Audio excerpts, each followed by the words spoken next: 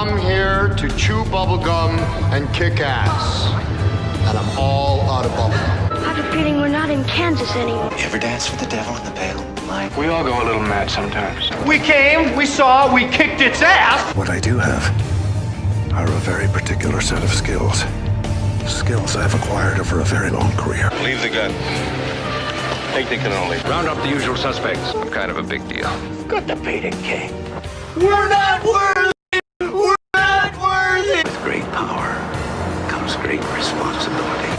Yeah, well, you know, that's just like, European man. Life moves pretty fast. You don't stop and look around once in a while, you could miss it. Louis, I think this is the beginning of a beautiful friendship. Greetings, true believers, and welcome to Tuesday. How the hell are you? Welcome into the Man in the Arena. Oh, and by the way, I'm sorry, I forgot all this because I had to do this right from the beginning, and I meant to. Okay. I meant to mask up and gown up just in time for the show. Unfortunately, I forgot to put the mask on in time. Sit down, shut up, and put the damn mask on. Although I don't have to worry about it because I'm broadcasting from a studio right now, which means I'm about as protected as you possibly can be. Hopefully you are doing the same because a lot of... I have to tell you, I promised myself here in this whole new iteration of doing a show. Here, let me take this off because although please pay attention carefully to what's going on here. And you will, of course, remember that during the call-in portion of the show, there is never any action taken against the Bruins. No dissing the Bruins, and we're just fine. Okay. Yikes.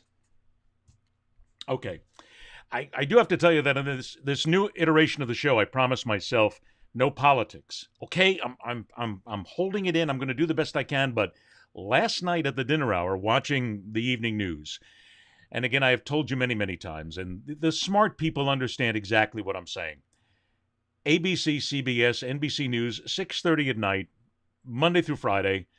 East Coast, West Coast, makes no difference, is still the best place to get news because they don't have these insipidly ridiculous, moronic panel shows and all of these guests that destroy the show. So I'm watching the news, and the first one I always go to is NBC because I think Lester Holt is the best all-around news anchor on television today. I will go to CBS because their reporting is very good. ABC is sort of like the sandbox of television news because it still deals a little bit in some of the less important stuff every now and then. So I will check out all those shows. I am steaming. I am screaming at the television last night for at least the first 10 minutes while they're talking about everything that's happening with COVID-19 and the various politics. So I'm going to get into that, and it will be excellent fodder for conversation. Now, if you do want to comment, don't forget that Facebook Live and YouTube Live, we're on right now, 3 o'clock Eastern Time, noon Pacific Time. You may comment, you may text in. We will read the comments, maybe, if you're lucky. But then, of course, we also have the call-in portion of the show, which comes up later. I got a message from a friend of mine who knows me very well. He said, what are you, were you dropped on your head? Ed Berliner taking phone calls on a show? There was a TV show I did about 3 years ago for a phony television network that one of these days we'll get into that whole story. And the CEO was forcing us to take phone calls on the air, and it was absolutely the greatest single dumpster fire train wreck ever because it was done so badly. And that's when I thought to myself, you don't take phone calls on television shows. You do it on radio. But it sort of works here because, why? I'm producing it, and I do a hell of a better job than they ever did. So we'll get to that later. Karen's joining us. Sandra's joining us. John is here. Who else is here? Dana, my buddy Dana Paul. Get out and play some music, will you? Tom is here. Jim is here. Mike Hennessy. Jim Steig becoming a fan. I'm liking that every single day. By the way, Jim, stick around because we are going to talk some NFL. We have a bunch of things to get to today. So the phone calls come up later. Your comments are always welcome. Please do, and thanks for joining us. Later on this week, program note. I feel like a big timer now. Program note. Later this week, if you watch my site and also go to the fastest show in sports on the 9 podcast platforms that we're on, all the major ones, we'll be re-debuting the fastest show in sports this week. My buddy Larry Bluestein, who knows more about high school sports than anybody nationally is going to join me, and we're going to talk about high school athletics and getting involved with COVID-19 and some of the things that he has seen. That will be later on this week. Joe Casale is going to join us later on this week on the fastest show in sports. And we still may have a couple of possibilities coming up here on the Man in the Arena because we're constantly booking the show. Damn it, somebody go out and find a sponsor and pay us, for crying out loud. It's what it's all about. Look, if you're in the media these days, you're not beyond a little groveling every now and then. It really does help.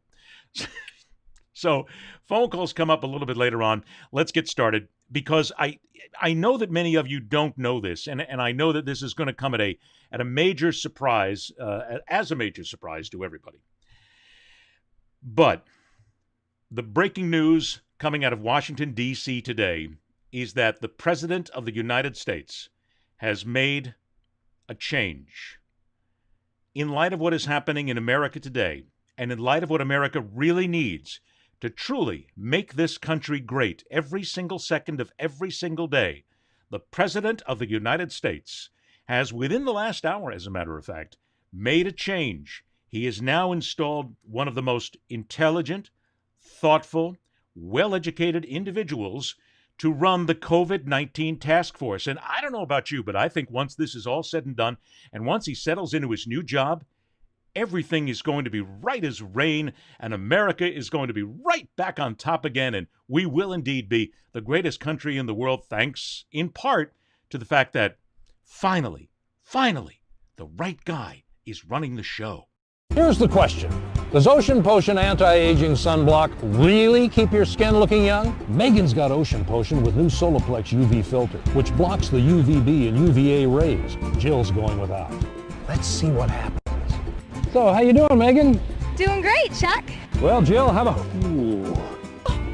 Oh, my face! My beautiful face! So there you have it. Don't make Jill's mistake. Use Ocean Potion Anti-Aging Sunblock every day.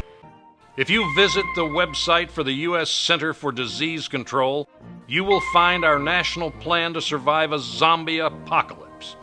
I don't know about you, but it makes me feel all warm inside knowing that my tax dollars are hard at work preparing our nation for the eventual takeover by infected, brain-eating undead. Many of you have emailed me to say that the federal guidelines for zombie safety is apparently missing some very critical information. So I will attempt to answer your emails now, lest you and your family not succumb to these flesh-eating walking corpses. The first one is from Barack from Chicago. He writes, Chuck, is there a safe place to go in case of a zombie apocalypse? Well, Barack, as we all know, zombies only feed on brains. So you should make your way to Washington, D.C. as quickly as possible. Zombies instinctively know that they would starve to death there. Okay, we're running out of time. I'm going to give the wheel a final spin of the day. I'm going to ask the players to give me a letter. If it's in the puzzle, I ask them to solve the puzzle. Here's the way we go. Okay. 15, 2,000. All right. Whoop, by the 2. Come on, 15. Vowels are consonants. The vowels are worth nothing. Consonants are worth nothing. 2,000. Come on, 2,000. Come on. I'm not going to make it, but I will make the loser turn. Yes. Come on, Chuck. Oh, I didn't make... Well, what is this? Come on, Chuck. No, that's going to be too much. That's too much. 250. See? Finally. The President of the United States got it right. We now have the right individual in charge of the COVID-19 task force. By the way, I got to give Chuck Woolery a tremendous amount of applause here, because if you listened closely to what he said while mocking Democrats, he basically suggested that Barack, of course, Barack Obama, come on, we're all intelligent and we all know what the hell's going on, that Barack should not go to D.C. because, again, the zombies feed on brains and there are no brains in D.C. Chuck, you nailed it. How did you get it so right? You got it right on the nose, and you're even part of them now. Because now you know exactly that there are no brains whatsoever in Washington, D.C., and you called it. You nailed it beautifully. So let's give Chuck Woolery some chops here, if you will, because if anybody got it right, he did. It was just too good. And the fact that the clown can't get it right when it comes to Wheel of Fortune. Look, Pat Sajak gets it right every time. I mean, he nails the big money all the time. So good for him and good for the fact that we now have him in place. But it's good to see. Now, before we open up the phone lines, and by the way, it's nice to see the comments start to roll in again. Don't forget, if you're watching this live on Facebook, live on YouTube, please comment there as well, because we have the text lines that are open, and we'll also have the phone lines that'll be open in a little bit. The response to Chuck is incredible. Look, America, don't you want Chuck Woolery running things? Come on now. Doesn't that make sense? A failed fifth-rate game show, talk show host basically running America and taking care of the health of this country? Come on, you all know it's perfect. At least compared to what's going on in Washington, D.C. today. Don't get political. Don't get political. You promised yourself you wouldn't get political. I promised myself I wouldn't do that. But it's okay. I'm going to try a little bit. I need to get down to this because before we get to one of the serious bits, I have to bring up something else. And in the promotion for today's show, I noted that one of the things we would talk about is the fact that it's great to use social media to ferret out the mental midgets in society. And this comes down to my rant that I had at television news last night, where I just couldn't stop yelling at the TV. And I got to give Lady Shannon credit for this. She was sitting right there, and she went, she was going, you're right. Because it was all about schools, it was all about COVID, it was all about edicts, it was all about all these other things. We'll get to that in a moment. I want to get to the schools bit in a moment. But I want to get down to what I pointed out, which is we really need to start using social media to unmask the people in our society that we need to continue to be worried about. And most of the time when I take things that I find on Facebook or Twitter, I will leave the person's name in it, because my opinion is always, if you write it, you need to own it. Makes no difference whether or not you're right, wrong, indifferent. I don't care. But if you're going to put something down on social media, then it's yours, and it's yours forever. In some occasions, I will block out the name because I know the person very well. And I'm really more embarrassed for these people than I am anybody else when time comes around to discuss it. These are social media posts from the same person. And frankly, this is one of the reasons why we're stuck in the disaster that we're in right now, the complete disaster that we're in. And by the way, before I get to that, I want to point this out because I happened to see this cross the news here a couple of minutes ago. First of all, excuse me, I'm tearing, I'm crying up at the moment because I'm so emotional. Ron DeSantis, who puts the duh in DeSantis, the governor of the state of Florida, had a meeting today in Dade County where he brought together all the mayors of Dade County. He didn't invite the mayor of Hialeah, which I think is the 6th largest city in the state and the 2nd largest in Dade County. And when the mayor of Hialeah showed up, he was turned away because he didn't have an invitation, which shows immediately that DeSantis really doesn't care about all the people. He just has, his people just have a notebook down and they invite people, so he was upset.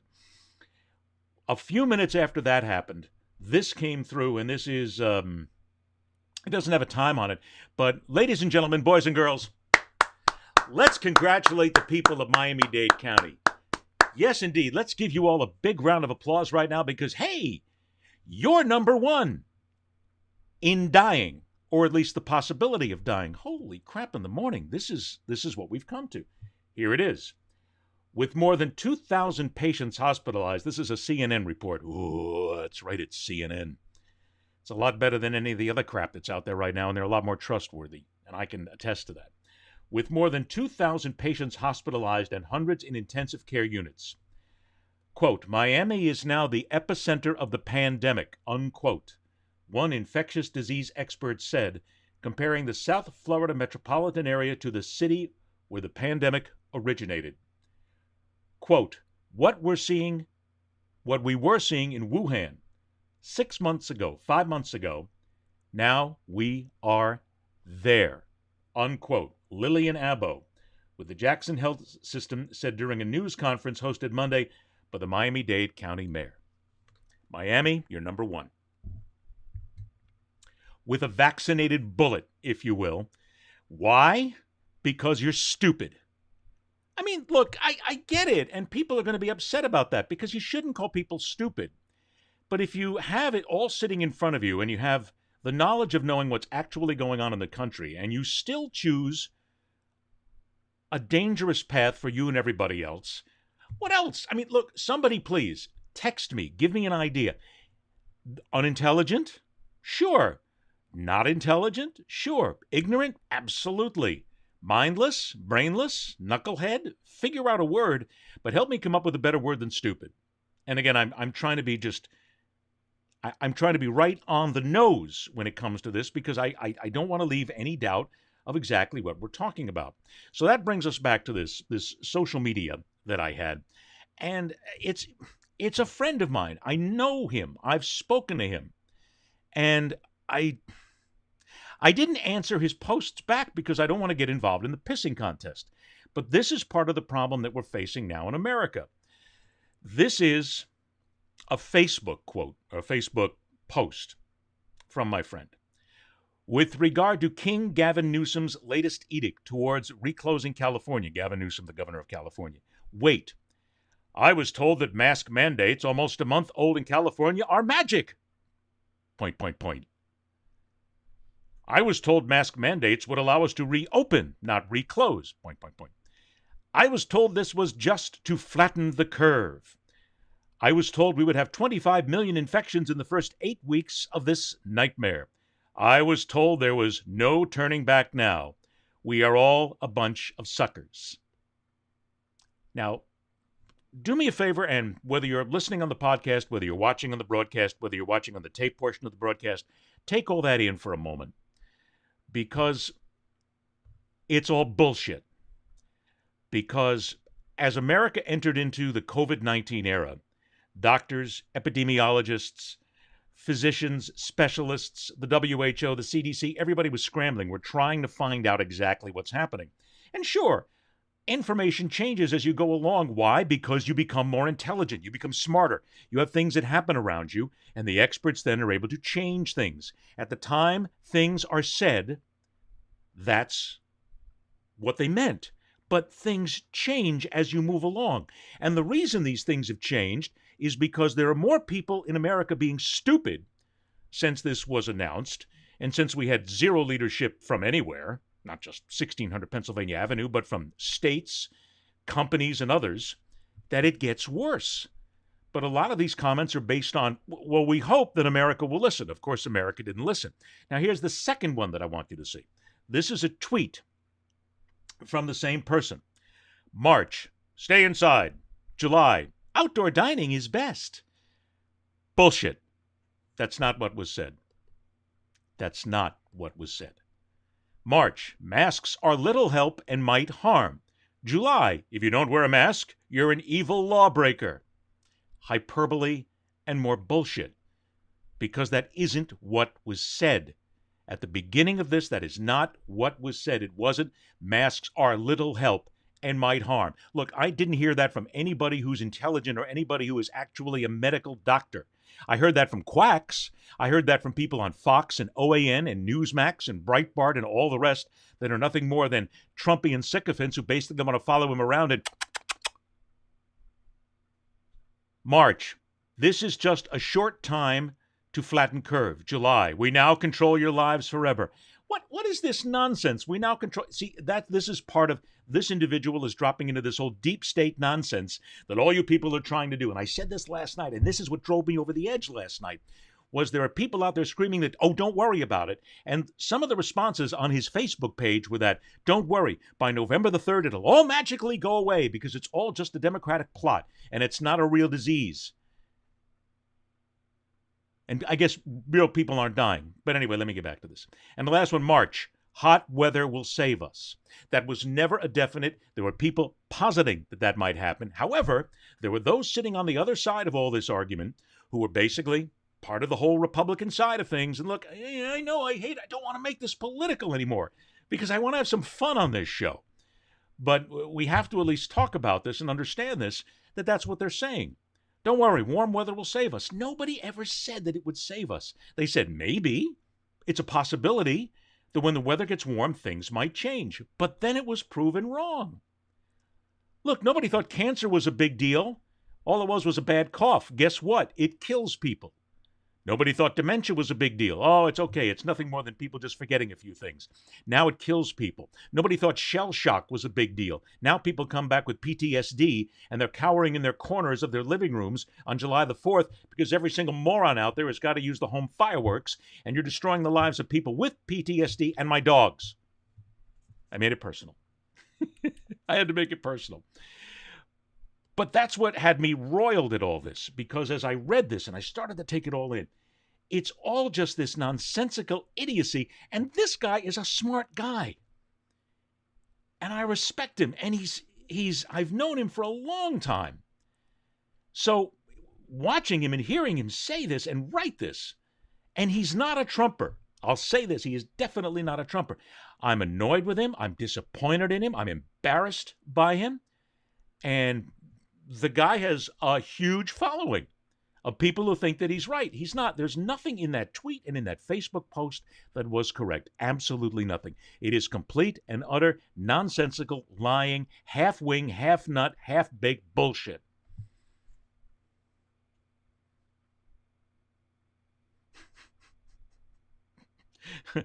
Have I made myself clear? I do tend to think I have in many ways, but that's a bullshit. Exactly. So that takes that. Now, let's move on to, I got to get to sports yet. I want to get to the Redskins. I want to get to some other things today that are going to be very important as well. We'll open up the phone lines here in about, hopefully, maybe about 10 minutes or so. Let me get through all this, and then we'll open up the phone lines, and you can come on in. Love the comments. Everybody is here today. My goodness, look who's here today. Whitney, good to see you as well. Aaron is here. Montel is joining us. John, Richard, Daniel. Brad, I owe you a phone call. And I haven't done that recently. But it's good to see everybody here. Now, let's get to something else that happened last night. And this was all part of my, part of the whole screaming and holding and gnashing in my teeth and doing all this stuff right now and trying to hold it back. John Kennedy is a congressman from Louisiana, a Republican congressman. And of course, where else do Republican congressmen go on television shows these days? They go on one of 4 outlets and don't show up in anybody else because they know they're going to be treated with facts. And they fear facts. Desperately, they fear them. But it's not just Republicans. Democrats do in so many ways as well. This is John Kennedy last night on the Sean Hannity show, or as I like to call it, the stunning amount of bovine excrement spread across the American firmament show on Fox every night. And here he's talking. Now, I want you to do me a favor, please. Whether you're hearing this live, whether you're listening to it on podcast, whatever, I want you to stop what you're doing. And I want you to listen to every word that John Kennedy says in this short clip. And I want you to sort of drink it in a little bit, because we're going to come back and we're going to talk about it very briefly on the other side. But I want to see if you heard what I heard. Smart people will hear exactly what I heard. Why? Because we're all incredibly intelligent. America's going through a rough patch right now, Sean. Some people seem to be enjoying it. Maybe they just hate America. Maybe they just enjoy watching the world burn. I think some are liking the chaos because they think it gives them a political advantage. Part of that chaos is being caused by our schools closing. For our kids, we need to open them. I can promise you, for many of our kids, keeping these schools closed is going to hurt them far worse than the coronavirus can. France, Germany, Go ahead, sir. Denmark, Austria, Vietnam. Even Vietnam has opened their schools. And they've done it safely, and we can too, and we should too. And if I could say one other thing, I know some people in good faith disagree with me, and I respect that. Let's have the debate.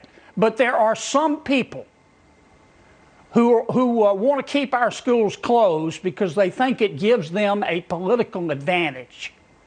And they're using our kids as political pawns. And to them, I say unashamedly, they can kiss my ass. That's wrong to do that to the kids of America. Not the people in good faith, but those who are just enjoying the chaos because they think it's going to help them in November. Ooh, he said a bad word. Okay, let's unpack slowly here. I don't want to be too slow because, again, I thought this show was originally going to go about 30 minutes, and it seems like after our first show on Monday, it's now going to go an hour because by the time we get everything set up and we get to the phone calls, but I need to put in more time for the phone calls. I get that. It's moving on. It's evolving as we move on. The people who do this must hate America, and they're trying to see the world burn, and they're lighting chaos. Welcome to 1600 Pennsylvania Avenue. Everything Kennedy said is what's happening in our government today, at the highest level, and at the governmental level as well. Everything. Plus, it's also in the media. It's Fox News. It's One America News. It's Breitbart. It's Newsmax. It's these far-right outlets that do nothing more than shovel the same presidential bovine excrement every single day because they know you want it. No, they don't. They're just making money off it. But I got to tell you, what John Kennedy went on, that was one of the best rants I've ever heard.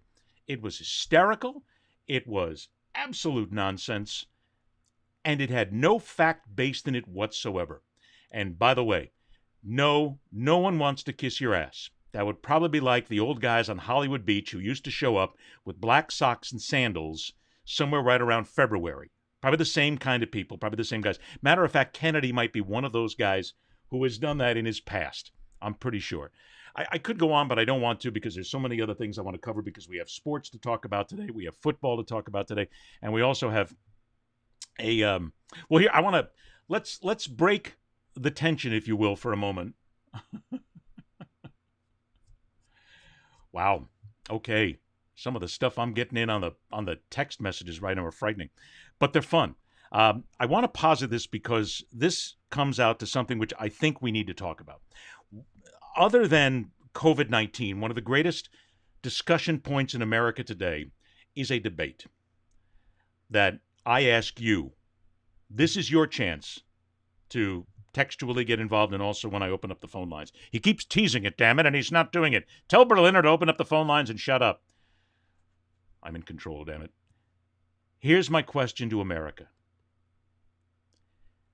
There is a discussion now about the rebooting of Friends and also the fact that 30 Rock is coming back for a special episode. My friends, fiends, minions, true believers and all, I posit to you that there is no greater individual in the history of American sitcom television who probably was a real executive than Jack Donaghy at NBC. The perfect character. And I then throw this back at you that in the history of modern television, there is no more useless, wasteful, needless, mindless, vacuous character in television than Monica Geller on Friends. Awful. Had she not had the production company not pulled her out of the audience for that one Bruce Springsteen video, America would never have been inflicted with Monica Geller and with Courtney Cox. Awful, terrible, just bad acting. So I ask you then, America, to stand with me. Friends is not worthy of a reboot. If you're going to reboot anything, reboot 30 Rock. Please. I did not get into 30 Rock when it was first out. I got to be honest with you. From traveling or whatever, I really didn't. But I'm now starting to get into it more, and I'm afraid they're going to pull it and put it on the NBC Peacock service. I think it's on Hulu or Netflix now. And it is the best show on television. Free television, I call it. The best show on television is Last Week Tonight with John Oliver. Best written show on television. Funniest, best thinking, period, end of story. But 30 Rock is the best sitcom written television I've ever come across. It beats everything. MASH, All in the Family. I get all that from the oldsters. But Friends finishes a distant second to 30 Rock in any stretch of the imagination. Any stretch of the imagination. Okay, well, I guess I'll do this because we're running. We're into the second half of the show here, and I want to make sure we at least get this. I will continue on my various rants here, but now I go ahead and invite you in Hold it, look. The graphics not quite perfect. Could you guys kind of like make it a little bit more perfect? Thank you. Okay. Appreciate that. Good staff you got here. Okay, so here we go. One phone call at a time. If it's an anonymous number, we won't take it. We will bounce you immediately if it's anything stupid or nuts. Come on, at least be honest. Everybody have a good time here, and never disparage the Boston Bruins. That's all I ask. It's not a big deal. Not a big deal at all. 786-600-1733. 786-600-1733 is the number. Let it ring for a little bit. We'll get to you hopefully. But 786-600-1733 is the number if you want to join us. Please continue to text as well, because I see everybody is pretty much joining in here right now. Jackie, Art's here. Hey, Art, good to see you again, my friend. Hope everything's well. And so you may join us if you would like. That is certainly your prerogative as we move forward. Let's move on then to sports, because we need to get here, because there's a couple of things happening in sports right now. The Washington Redskins yesterday decided they would change their name from the Redskins, and there's now the discussion about whether it's going to be the Warriors or the Red Tails. Red Tails has a historical connotation to it from World War II, but it's not going to make it. Warriors is the one that Danny Snyder owns, so he'll probably do that. But Warriors is probably going to get it because I think it's more sellable than anything else, and that's all they're really looking for at this point. So I wouldn't be surprised if they go with that, and I wouldn't be surprised if they go with anything at this point, because frankly, they just needed to at least make some kind of a change here, which then leads us to the other issue, which is whether or not we're going to see any sort of major change on a lot of the other teams. Now, the Atlanta Braves have said that they are not going to change Braves, that they are going to continue doing it, that they will use it to honor Native Americans, if you will, which is something they're going to have to decide if that's really where they want to go. But then you still have, look, we still have the Cleveland Indians, and Chief Wahoo's got to go. I mean, I don't know if there's possibly any more racist icon in sports than there is with Chief Wahoo. It really isn't. If you look at the caricature and if you understand what it is, that's all it is. It is insulting in so many various ways that they have just absolutely got to get rid of it. But they're always trying to figure out, well, where do we go from here? I don't really give a damn where you go from here, but you've at least got to change it. Now, on to the National Football League. Second thing as well. The NFL is now announcing that they're going to have special helmets that will be made. Oh, you can see this one coming. They're going to have special helmets made, which everyone will now get an opportunity, the players will at least, have an opportunity to try out and wear and see if it's something that they want to use, because they are, I'm trying to think of a good way to put this here. They're interesting helmets. This is the breakdown. If you're watching us on Facebook and YouTube, this is the basic exploratory version of it, where they are now putting masks over the front of the helmet.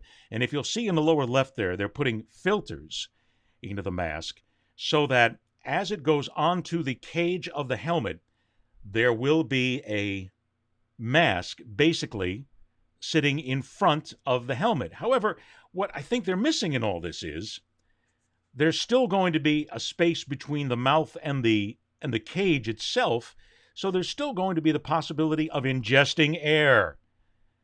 Look, they haven't all of a sudden just put N95s on everybody and had it cover every single portion of their face. And we also aren't talking about anything that has some sort of oxygen here. But you've already got people, players in the NFL, who say that if they have to wear this, they will not play. And honestly, this is just a marvelous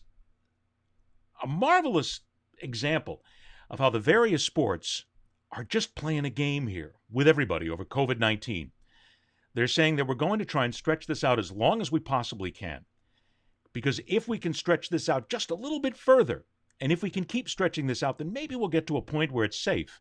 Because nobody really knows if it's safe. And they know it's not safe right now, actually, in many stretches. So what they're doing is they're hoping that something happens between now and then where the games can actually continue. Again, I'm a sports fan. I'm a football fan. I'm a hockey fan, and I said this yesterday. I am thrilled that the National Hockey League is deciding to come back and play on August 2nd. And I've already got the slate of Bruins games all set up. I'm sure that between NBC Sports and the various outlets that we're going to be able to see every game. I hope so. They're not going to have to pay for it. I haven't really looked that up yet. But I'm thrilled about it, but I'm still scared spitless about somebody dying, about somebody coming up injured, somebody coming up with the virus, because it's still out there. So the National Football League can drop all the masks on it they want. They can try and put something into the cage. But to me, it's just not going to work. It's just not something that I can see working to where the players themselves are going to do it. And I think that's the bigger point here. The players are the ones who will eventually make the decision on whether or not they want to come back and play. And from what I'm hearing right now, and I'm actually reading some notes as they're coming across right now, that a lot of the players simply do not want to do it, and I don't blame them. Look, if I was a professional football player, I'd have to then choose between, do I want to put my family in danger, or do I want to go out and play a game? And I get it that people will tell you that there is only so much time for everybody to play games. Get it, got it, no doubt about it. But do you want to take that chance becomes the real question mark at this point. And I don't see why anybody would want to take that chance. That's just me. I don't play the games. Look, as Howard Cosell said, I never played the game. I never played professional football. But I can at least understand what it's like because I covered it for 30 years. So I know what the game and I know what the players are like. And I know what's happening. Look, Joe Casal, when he joins us on the fastest show in sports, I mean, Joe's the guy who basically is more plugged in than anybody. As a former player agent, he understands all this. And he knows what's happening. And he knows the collective bargaining agreements that are going on. And other players don't want to be a part of it. And the rest of them are doing it simply because they feel like, I've got no choice and I got to get in here and play. 786-600-1733. 786-600-1733. If you'd like to join us here on The Man in the Arena. I want to thank, let's see, Ross is nice to come in here. Russ, good seeing you again. Mark Potter's here. Mark! We should catch up and tell stories one of these days. Mark Potter's here. Mark Gordon. Howard's here. Connie's here. Jackie's here. Everybody else is checking in today. Thanks so much for joining us. I appreciate it. By the way, Jim Steig, and I'm sure that Jim is still watching. Come on, Jim. I have to call Jim and I have to get his opinion on what's happening with the NFL and with the face masks. Because as somebody who was involved in the NFL for so many years, I have to believe that he would have an immediate opinion as to what's happening here and whether or not this will continue. Karen, you are right. Every league is going to continue with this joke until someone dies. That's what I'm trying to avoid. That's what I'm trying to talk about here. That's what I'm trying to throw out here that doesn't make a whole lot of sense in the whole dying issue. I again, not having played a sport, but I cannot believe for a minute that a sport possibly could be played and somebody could die. And still, nobody has given me a really good reason. And that's one of the things that we've talked about. Look, personal story. I have a friend of mine who has children that are playing college athletics. And we've had this discussion where the parent has said to me that, in their opinion, they want their children to play the sport. They want them to have the opportunity. They don't want it to be taken away from them because of the virus. I get that. And I'm sympathetic to that because there's a lot of people, and again, you lose a year of your life is what happens. But the point that I tried to make back was, do you want to take a chance on your children dying? And this person, along with many other people, have said to me, I will take that chance because my kid deserves the opportunity. And nobody's taking away the deserving part of it. Sure, everybody deserves it. If you work that hard, you deserve it.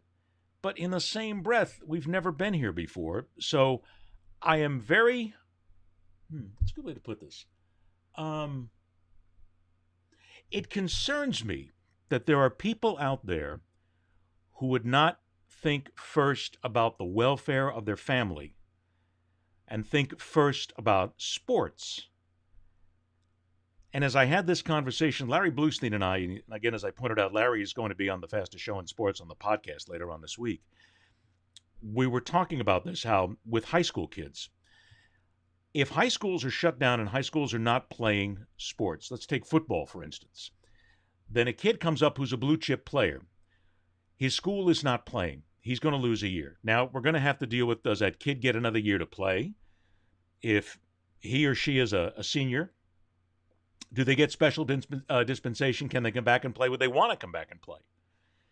But there's also that inference where if you have a kid who's a blue chip player right here and you have a player here and a player here, these other grades that are coming up on the player, and you're so afraid that a senior's job will be taken by a junior who's up and coming and whose job may be taken by a sophomore's job is up and coming, everybody freezes. Nobody's going anywhere. Nobody's going anywhere. So it's not as if all of a sudden that if the school shuts down, everybody loses their position. Everybody will get a chance to come back in their position, and they will get a chance to play again if they so desire. It's so damn hot in these damn studios. Always, man. The lights will kill you. But that's one of the things that I cannot understand, and I'd love to hear from parents. I really want to hear from, whether it's on my Facebook page, whether it's here, but I would love to hear from those of you watching right now. You have kids. You have kids with this whole school issue that's coming up here. And by the way, opening the schools right now is the absolute dumbest, moronic, empty-headed, frighteningly stupid thing that anybody could possibly do. Because here's the argument. Well, the kids don't get COVID-19. 17-year-old kids have been found to have it. 11-year-old kids have died because of it. 3-year-olds have died of it. So the fact of the matter is, if you talk to medical professionals, yeah, young kids can die from this, but it hasn't started to happen yet. I don't want to be the first one if I have a 10-year-old daughter.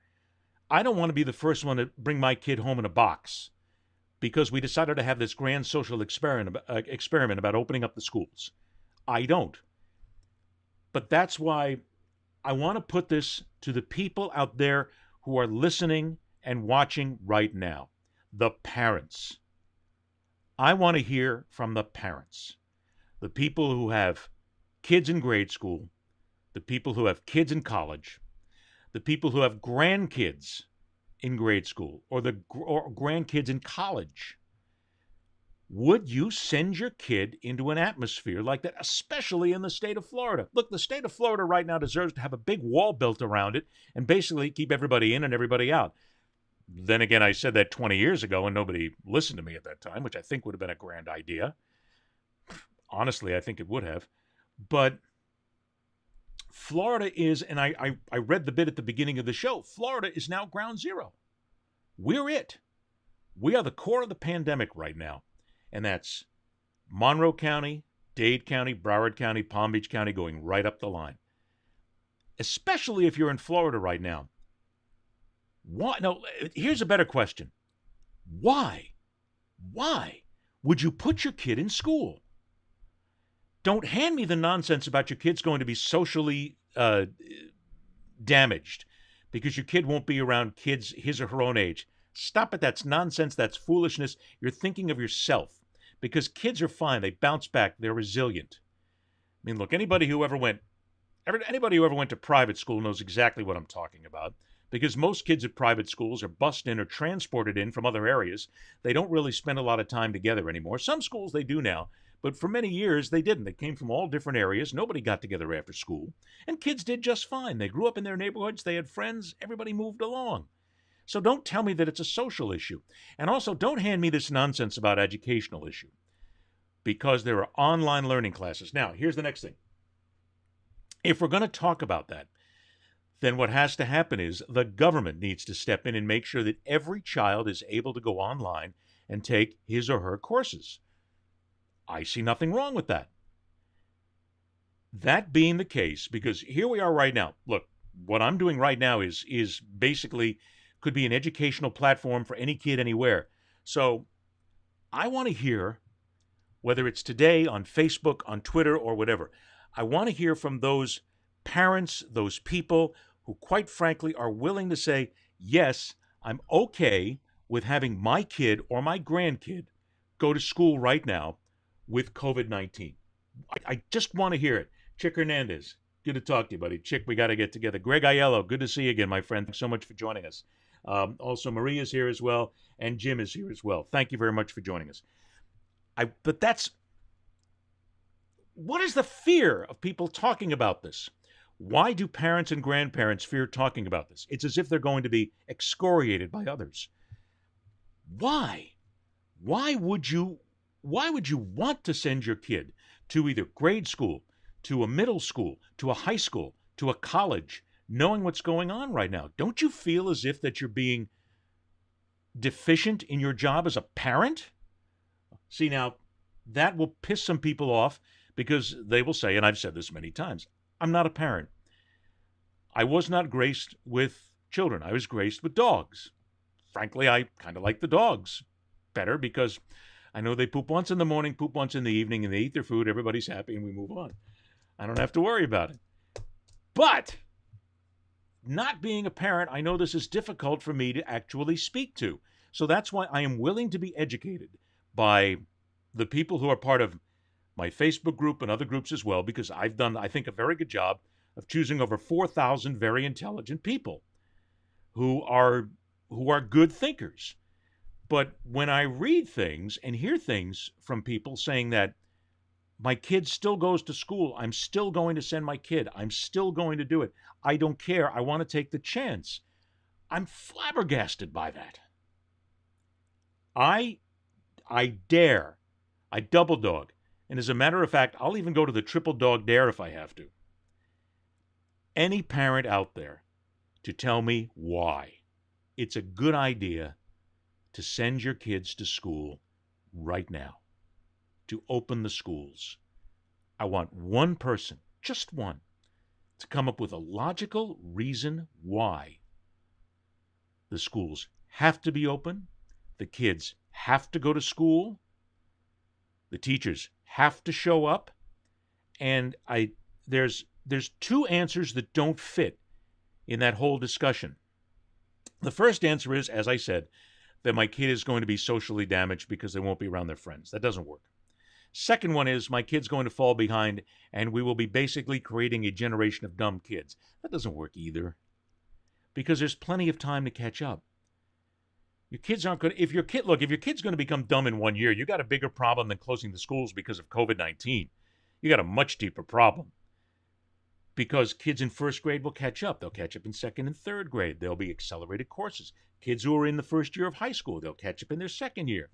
Young students who are in their freshman year of college, they'll catch up in their second year. Look, we're not closing the world down forever. You're closing it down for a short period of time. So I'm still dumbfounded by parents who can't answer that question and answer it without a whole lot of obfuscation and a whole lot of excuses. Why would you put your child at risk? Why would you put your son or daughter at risk for dying? And let's not even go to the dying fact. Let's go to the fact that if you get COVID-19, the lung damage, the heart damage, the damage to the rest of the body could last a lifetime. So I have no idea. I'm shocked by it as to why anybody would want to do that again. I'm not a parent. So you as the parents basically get a chance, one way, shape, form, or another, whether you watch this show on a repeat and then post on Facebook or talk to me about it here. You have the opportunity to tell me why you would send your kids or your grandkids to school. Now, I wanted to make sure that before we ended up for the day, I wanted to talk around a little bit more about the Washington Redskins. I know we hit it very briefly. It is time for... This is an old story here. And on the show yesterday, I had somebody call in, and they were trying to tell me how the name Redskins honors Native Americans. And I was trying to dance around it. I was trying to be a nice guy, and I think I did. I didn't lose my temper. Look, I don't want to... So one reason I'm doing these shows these days is because at least we get a chance to talk, and I don't have to lose my cool, and I don't have to scream, and I don't have to jump up and down and holler. I could, because it is live television. I could, but I'm not going to. But the Redskins had to change this years ago. The Redskins word is the same as the N-word. It is the exact same. It has no difference. You can't split any difference between the two. And Chief Wahoo for the Indians, same as the N-word. It's the same damn thing. There's no difference about it whatsoever. It is the same cultural, racial, discriminatory, biased hate symbol. And the Redskins kept it because Dan Snyder is a marketer, is a money-grubbing capitalist at heart, but he's also a racist. Because if Dan Snyder, the owner of the Redskins, knew it was the right thing to do, he would have gotten rid of this years ago. And the people in Cleveland, the Indians ownership. Indians is another word that sort of like cuts the difference because they're not Indians or Native Americans. And I know a lot of Native Americans, and they bristle at the fact of being called Indians.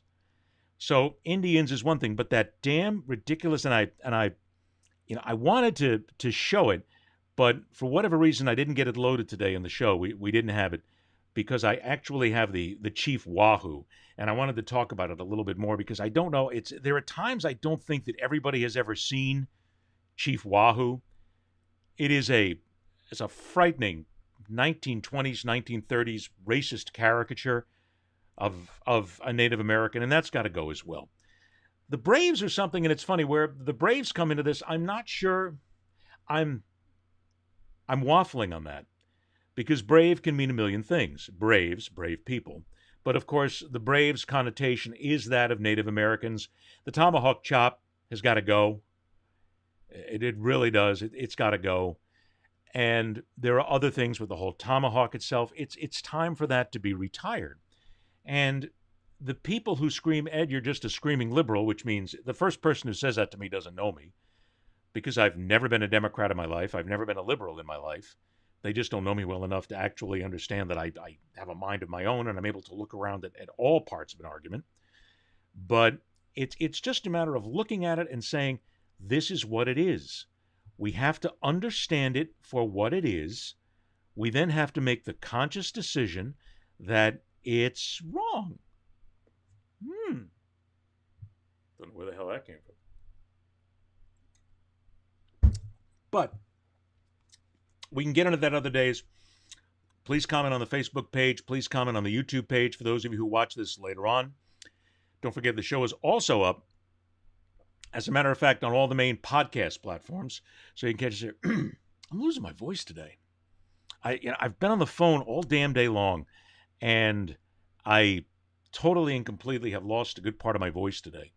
And so this is not the day that I would be out there doing commercials.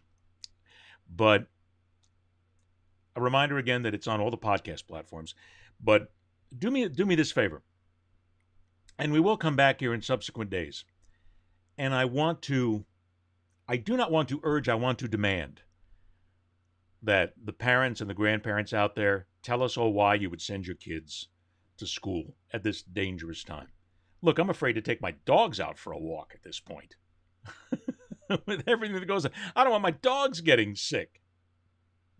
Excuse me, even that's not a possibility. I'm scared of that happening. So, in days to come, we will talk a little bit more about that. And nobody, I'm shocked, bit on the whole Friends versus 30 Rock. That's depressing. Because if there's one character in television that we could possibly do without or ever do without, ever on repeats, it is Monica Geller in Friends, who was the worst character and one of the worst actresses of all time in Courtney Cox. And the fact that Baldwin is out there still doing Jack Donaghy, and they're going to do it again. Greatest character in television history. Well, okay. Archie Bunker. See, I'm going back again. Archie Bunker, Hawkeye Pierce. If you're going to look in that vein, Harvey Korman wouldn't fit because that was basically a variety show. I'd have to go back and think. The Wayans brothers on In Living Color, but that was a sketch show. No, I'd have to stick with Donaghy. He's still the best of all time. So, we will continue the show here. 3 o'clock in the afternoons Eastern Time, noon Pacific Time is the targeted time that we're going to do it. We're going to try and do the show on a daily basis, but honestly, I don't know what happens here because things happen. And until we get that damn sponsor, baby, who pays the big bucks, we can basically set the schedule whatever we want. Reminder again, the fastest show in sports is up there now. It will be coming up this week. Larry Bluestein, Joe Casale, many others to come down the road. All major podcast platforms is where the show is. You can catch it there. This show you can catch Facebook Live and YouTube Live. And also, once the show is done, take it, post it. It goes up on YouTube. You can share it with 10,000 of your friends. A big part that I ask everybody here and everybody who has been a part and everybody who stops by, please subscribe. Subscribe to the YouTube channel. Subscribe to my YouTube channel. Subscribe to the podcast channel, because that's the biggest part that we all need in order to move forward and continue to do this, bring on the guests, bring everything else, and hopefully it at least is just a little way to break the monotony in the afternoon, I guess, and have a couple of decent discussions. And remember, Chuck Woolery, the absolute undisputed head of the new COVID-19 task force. There simply couldn't be a better choice. My thanks to everybody here. My thanks to you. Please join us again. Facebook Live, YouTube Live, recorded sessions as well. Also on the podcast for the fastest show in sports coming up, and The Man in the Arena, also on all the major podcast platforms. Rock on, true believers. Hey, stay home, damn it. Wear the damn mask, for crying out loud. Get us out of this. Let's go back to having dinner out somewhere, because I still want Mike Mayo to show me where the best cheeseburger in Broward County is and where the best homemade brew is. I got to take care of that as well. Be well. Good to your family. Love your family as well, and keep them close. Thanks for joining us around The Man in the Arena. Till next time, true believers, I'm Ed Berliner. Rock on and see ya.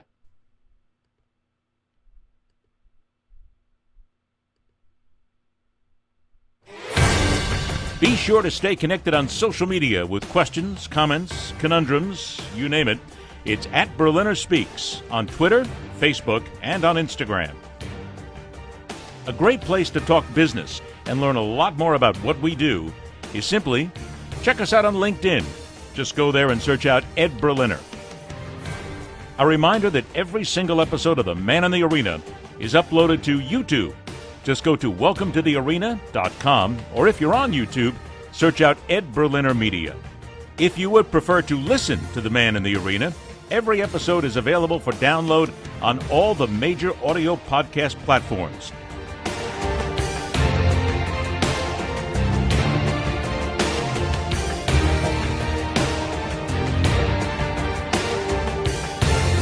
The Man in the Arena is produced by Entourage Management, LLC, and Entourage Media.